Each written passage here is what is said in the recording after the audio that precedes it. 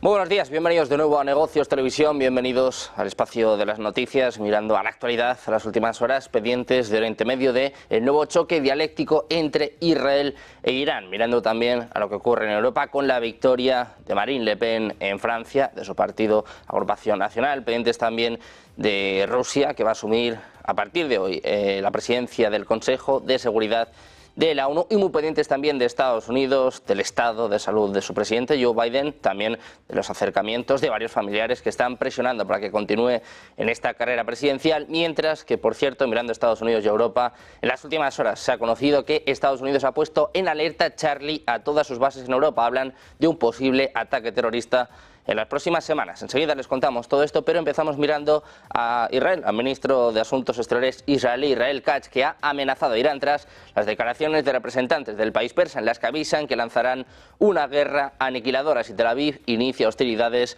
a gran escala en el Líbano contra Hezbollah. Dicen literalmente que si Hezbollah no cesa el fuego y no se retira del sur del Líbano, van a actuar en su contra con toda su fuerza hasta que se restablezca la seguridad y los residentes puedan regresar a sus hogares, es lo que escribía el propio Israel Katz en su cuenta de X. Además mandaba un mensaje directo a Irán. Dice: un régimen que amenaza con la destrucción merece ser destruido, es lo que concluía el canciller israelí. Irán ha advertido por su parte durante este viernes que lanzaría una guerra aniquiladora si Israel realiza una ofensiva militar contra el Líbano en medio de una escalada de tensiones entre el país hebreo y la organización chiita libanesa de Hezbollah.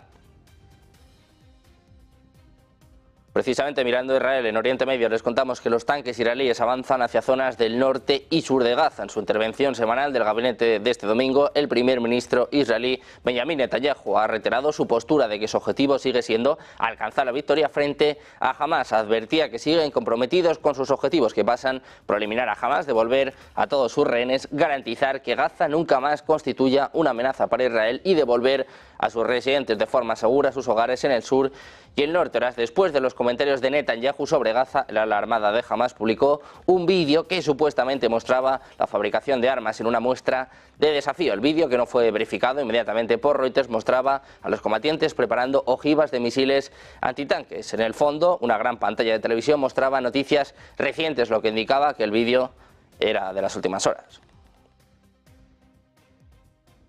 Por su parte, la milicia pro-iraní Resistencia Islámica de Irak, un conglomerado de grupos armados chiíes, ha amenazado este domingo con escalar sus ataques en la región si Israel se decide finalmente a invadir Líbano para acabar con el partido Hezbollah, con el que mantiene una serie de enfrentamientos en la frontera común a raíz del inicio del conflicto en la franja de Gaza. En un comunicado apuntan a que el Comité de Coordinación de la Resistencia iraquí se ha reunido tras las amenazas del enemigo sionista estadounidense de lanzar una guerra total contra Líbano y su valiente resistencia, y la coordinación ha decidido que si los sionistas cumplen su amenaza, el ritmo y la calidad de las operaciones contra ellos se intensificarán, es lo que afirma el grupo en un comunicado recogido por la televisión iraquí Al Sumari. En ese sentido, ha abierto las puertas a volver a realizar operaciones contra bases militares estadounidenses en Irak, a las que va a considerar como objetivos legítimos varios meses después de haber cesado los ataques contra las mismas.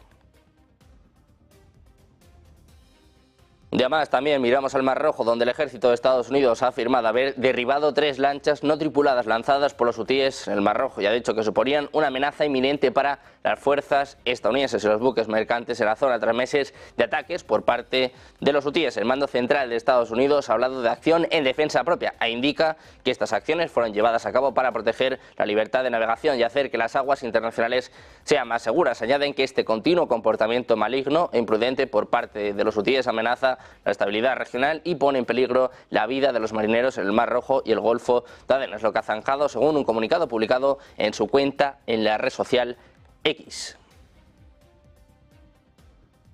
Pendientes también de Corea del Norte, el Estado Mayor Conjunto de Corea del Sur ha afirmado que Corea del Norte lanzó 2 misiles balísticos hacia el este, subrayando que un misil balístico de corto alcance y otro misil balístico no identificado fueron disparados desde la zona de Yanggyeon, en la provincia de Hwanghae del Sur. Al tiempo dice que reforzamos nuestro control y vigilancia contra lanzamientos adicionales. Nuestros militares mantienen una postura de plena preparación al tiempo que comparten datos sobre misiles balísticos norcoreanos con las autoridades de Estados Unidos y japonesas, es lo que señala el JSC en un comunicado. Anteriormente, el Ministerio de Asuntos Exteriores norcoreano fustigó los simulacros militares trilaterales realizados por Estados Unidos, Corea del Sur y Japón, subrayando que los 3 países están desarrollando la versión asiática de la OTAN. El foco está puesto sobre todo en el día de hoy en Francia. Marine Le Pen, que ha marcado un hito histórico este domingo al alzarse con la victoria en la primera vuelta de las elecciones a la Asamblea Nacional. Se coloca como la primera fuerza política del país en las elecciones de doble vuelta para el Parlamento, con un 34,2% del apoyo electoral, seguido por la formación de izquierdas Nuevo Frente Popular, que tuvo el 29,1%, y el bloque Ensemble, liderado por el hasta ahora presidente Emmanuel Macron, con un limitado 21,5%. De confirmarse en la segunda vuelta del próximo domingo, Jordan Bardella, el candidato de Agrupación Nacional, podría ser promovido al puesto de ministro en sustitución de Gabriel Attal de la coalición de Macron. Jordan Bardella, el candidato a primer ministro por Agrupación Nacional, ha declarado que su victoria en la primera vuelta de las elecciones en Francia es inapelable y ha pedido a los electores que sigan movilizados el próximo domingo. Durante un breve discurso, Bardella ha señalado a la izquierda como el enemigo a batir en la segunda vuelta y ha prometido que ser designado primer ministro va a cohabitar de manera respetuosa con el presidente Emmanuel Macron, aunque sigue siendo intransigente en los principios políticos de su partido. La fecha límite para presentar la documentación para la segunda vuelta es el martes a las 6 horas, momento en el que el panorama va a quedar mucho más claro. A la espera de esa fecha, Le Pen ha agradecido el voto a los ciudadanos franceses. Mes chers compatriotes, la démocratie a parlé et les Français ont placé le Rassemblement national et ses alliés en tête et ont pratiquement effacé le bloc macroniste. Tout d'abord, comme responsable politique, je me félicite de la participation si élevée qui donne une force particulière au résultat de ce soir.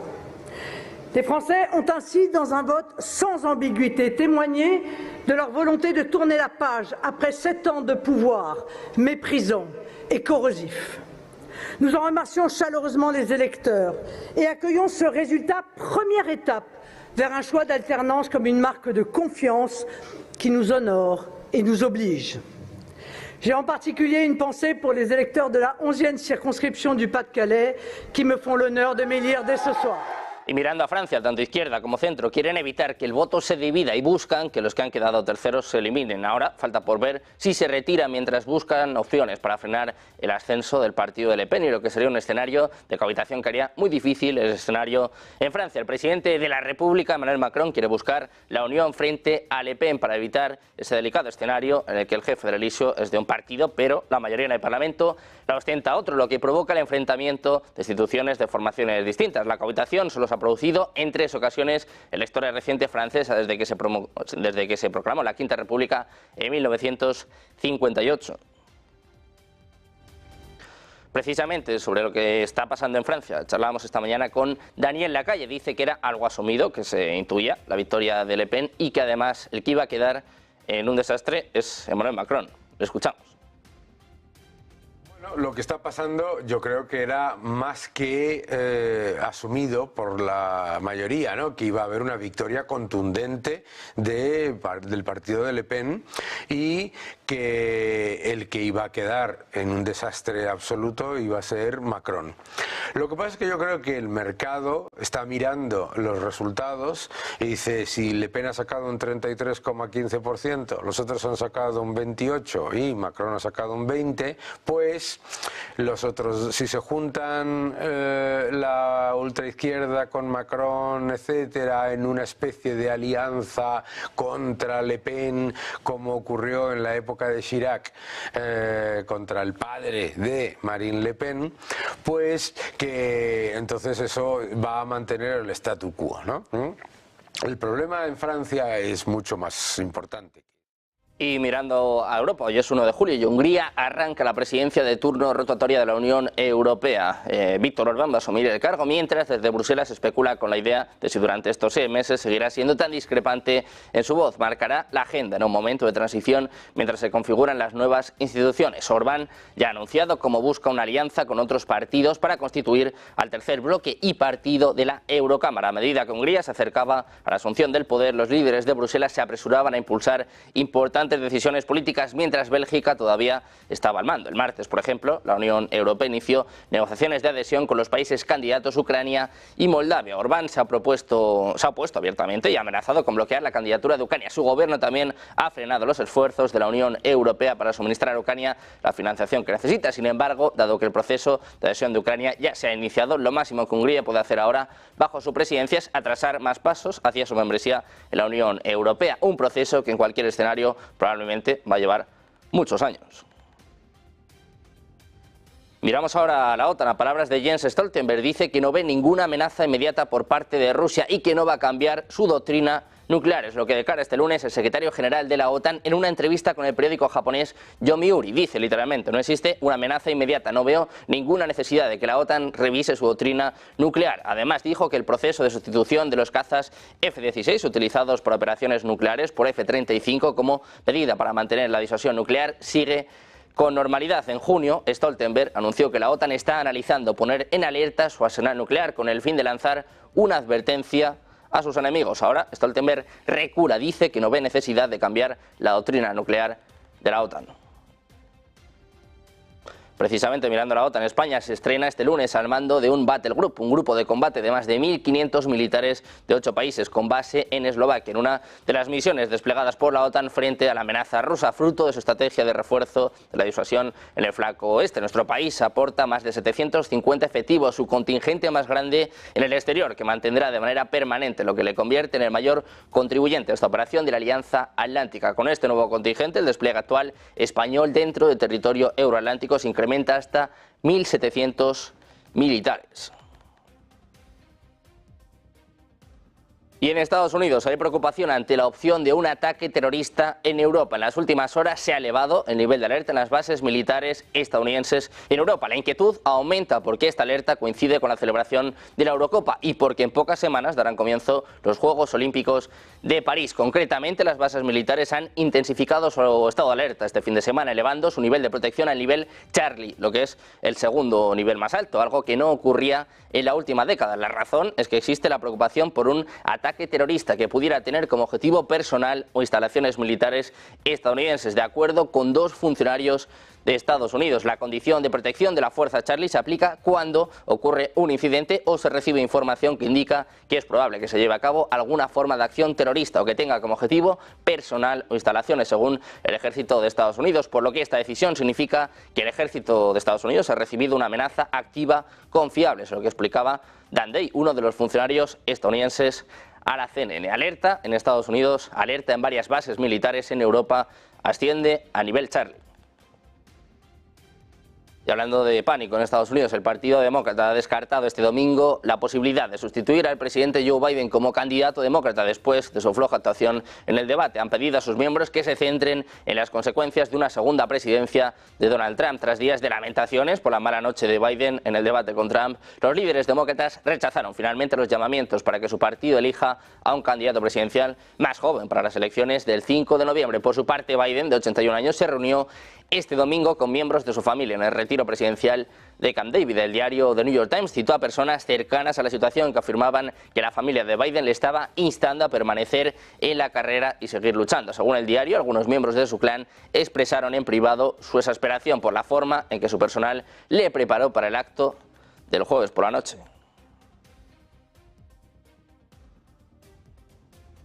Pendientes de Biden, de la derrota de Macron, hacemos una pausa, 2 minutos, y les contamos la respuesta de Rusia. Se ríe de ambos, de Macron y de Biden. Una pausa y enseguida se lo contamos en Negocios Televisión.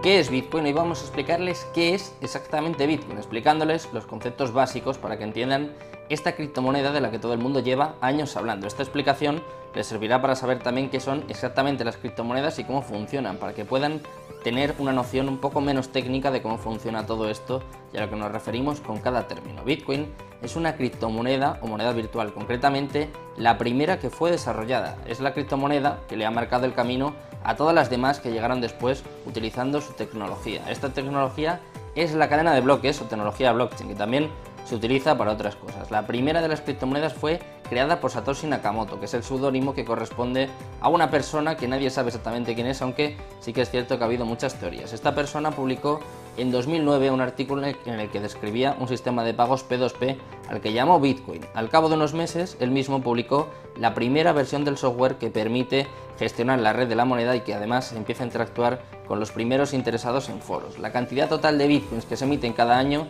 está determinada por su algoritmo y pasa lo mismo con el resto de criptomonedas. Bitcoin está desarrollado para que cada 4 años se reduzca por 2 su producción y para que solo se emitan un total de 21 millones de Bitcoin. Después simplemente dejarán de crearse. Esto es una diferencia fundamental con las monedas convencionales, puesto que los bancos modifican su valor a su libre albedrío. Por lo tanto, las monedas se pueden devaluar, mientras que Bitcoin quiere ofrecer algo más de estabilidad. En definitiva, entre los usos más destacados de Bitcoin cabe mencionar los siguientes, como por ejemplo pagar utilizando estas propias criptomonedas, obtener intereses por los Bitcoins que poseas, algo similar al concepto de un depósito bancario, también obtener un préstamo utilizando como garantía tus Bitcoins, cubrir tu exposición financiera con derivados en mercados regulados y por último obtener réditos de inversión mediante la compra-venta de Bitcoins, al ser un activo que teóricamente tiende a revalorizarse en un escenario de demanda constante.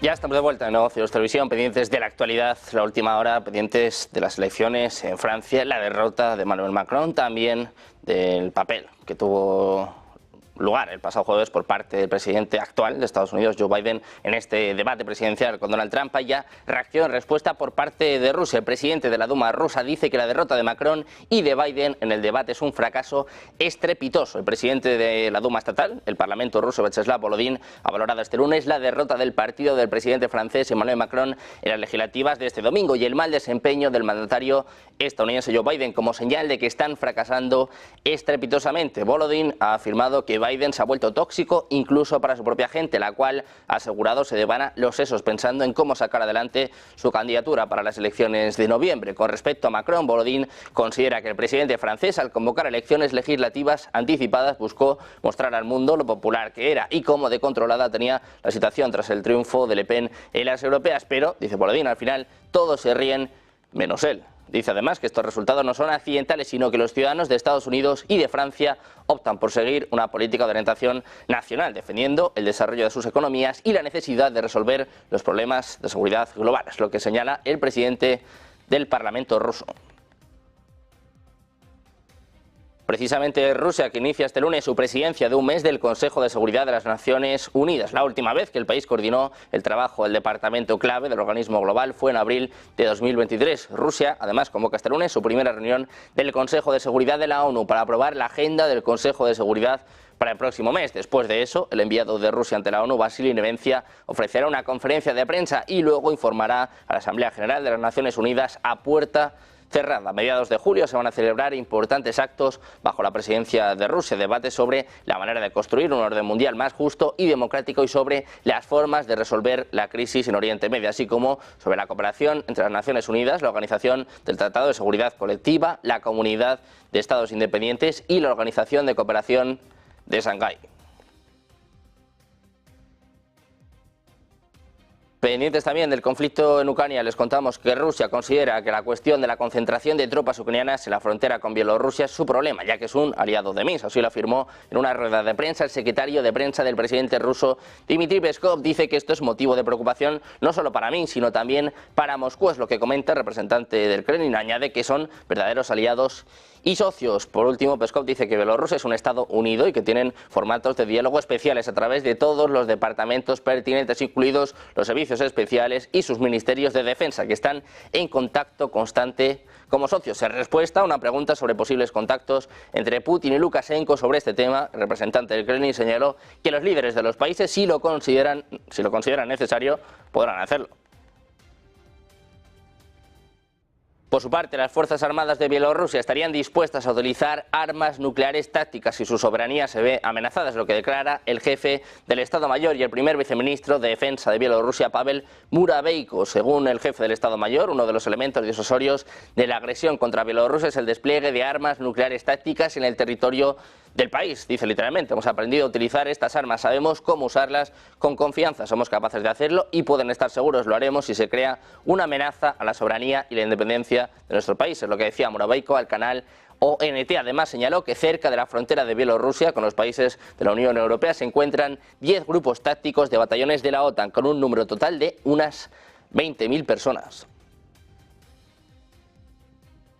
Por su parte, el presidente ucraniano Volodymyr Zelensky afirma este lunes que Ucrania va a impulsar la producción de drones, así como de algunos tipos de armas, municiones, máquinas de desminado y otros artículos esenciales, en medio de rumores de que va a reforzar aún más las medidas de movilización. Dice Zelensky que esta guerra demuestra que la tecnología en el campo de batalla es una defensa eficaz contra la agresión en el mundo moderno. Dice que cada mes más empresas y desarrolladores presentan nuevas soluciones para contrarrestar eficazmente al enemigo. A principios de este mes, Político informó que la Unión Europea podría aumentar aún más su apoyo militar a Ucrania.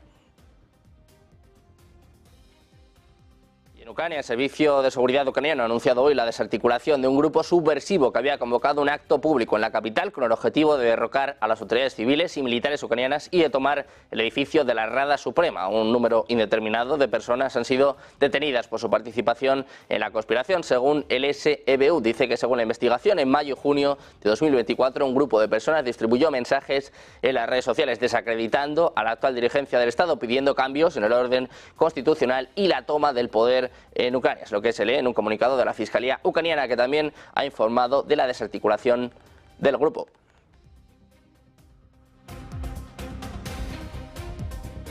Pendientes también del impacto en los mercados de las elecciones francesas con el euro, que subió este domingo tras por supuesto, con permiso, la primera vuelta de las sorprendentes elecciones anticipadas en Francia, que colocó a Le Pen en primer lugar, pero dio a los inversores poca claridad sobre el resultado final. La agrupación nacional de Marine Le Pen se impuso en la primera vuelta, confirmando las expectativas, pero prevaleció la incertidumbre, ya que el resultado final va a depender de cómo los partidos decidan unir fuerzas en cada uno de los 577 distritos electorales del país para la segunda vuelta, preparando el escenario para días de regateos antes de la segunda vuelta del próximo domingo. El euro, que ha caído un 0,8% desde que Macron convocara elecciones el 9 de junio, ha subido en torno a las 2 décimas a la apertura de la sesión, de operaciones Asia-Pacífico de este lunes.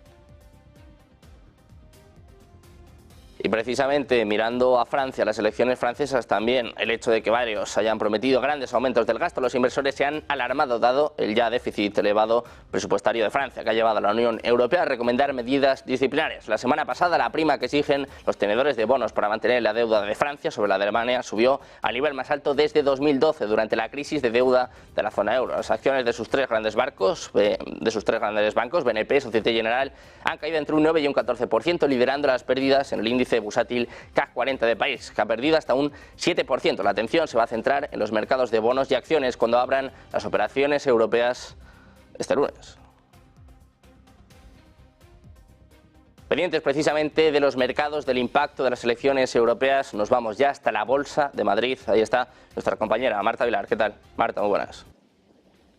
Muy buenas, Sergio. Pues hoy parece que tenemos a los mercados desinflándose un poquito respecto a cómo iniciaban la sesión los mercados europeos. Por supuesto, con el CAC 40 de París al frente, hoy lo tenemos con subidas del 1,5%. Es uno de los índices que mejor se está comportando a esta hora, con ese 1,51% de subida. Ya saben que el mercado francés está respirando aliviado después de conocer que podría haber retirada de algunos candidatos para evitar que Marine Le Pen, su partido, consigan la mayoría absoluta en las elecciones de este domingo, que serían ya las de segunda vuelta. Sin mayoría absoluta, Le Pen dice que no va a gobernar y parece que eso es lo que quieren los mercados financieros, un poco también a la espera de que Marine Le Pen y su partido cumplan con esas promesas de llevar a cabo políticas expansivas que puedan afectar más a ese procedimiento de déficit excesivo que se le puede abrir a Francia dentro de muy poquito tiempo. Ya lo ha avisado Bruselas hace tan solo unos días. Bueno, y mientras tanto tenemos al resto de índices, al DAX alemán con subidas del 0,38, en el IBEX 35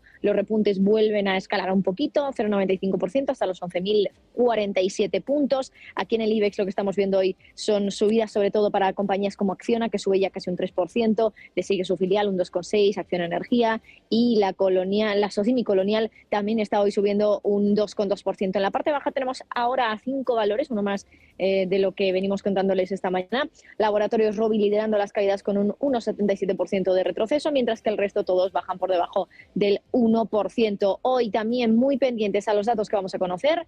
A las 2 de la tarde tendremos el dato de inflación de Alemania, a las 3:45 tendremos el dato de PMI de Estados Unidos del sector manufacturero, el dato de S&P Global, a las 4 saldrá el de ISM y a las 5, por cierto, ya saben que como siempre tendremos hoy una entrevista con el presidente del comité del sector manufacturero del ISM, Timothy Fiore. Hablaremos con él, como digo, a las 5 de la tarde. Y hoy también pendientes de la apertura de Sintra, del Foro Económico del Banco Central Europeo. Hablará Christine Lagarde esta noche a eso de las 9 de la tarde, pendientes de esas palabras de apertura, pero sobre todo pendientes a mañana, que va a ser el primer día, la primera jornada completa de ese Foro Económico de Sintra. Pues pendientes de ese foro, de las palabras de Christine Lagarde, del impacto de las elecciones francesas en los mercados europeos. Muchas gracias, Marta. Luego volvemos a conectar contigo. Hasta ahora. Pendientes, como el de la actualidad económica, geopolítica nacional e internacional. Una pausa, enseguida todas las claves de la primera sesión de la semana. Enseguida, ponte en acción. La mano de Eva Villanueva.